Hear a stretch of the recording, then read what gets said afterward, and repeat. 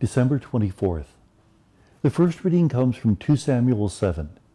This is the story of how King David consulted with Nathan the prophet about whether he should build a temple for the Lord. David had brought the Ark of the Covenant into Jerusalem.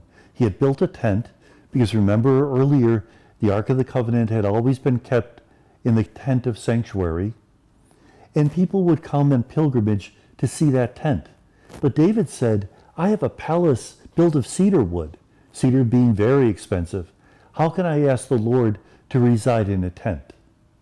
Well, Nathan consults God and comes back with God's answer. You're not going to build God a palace. God is going to build you a palace. Why does God not want David to build a temple for the Ark of the Covenant? Because David thinks he's doing God a favor.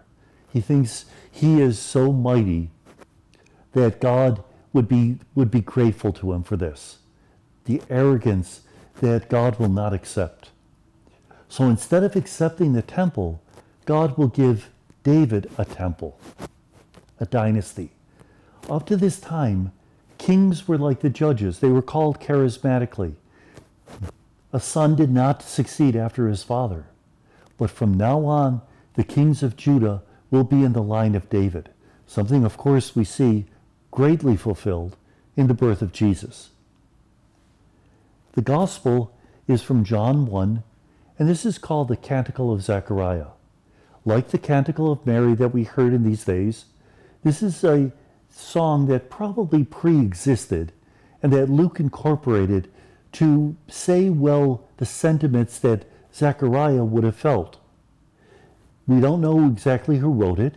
It doesn't seem to be Luke because the vocabulary is different, the style is different. But Luke felt that it well belonged in this story.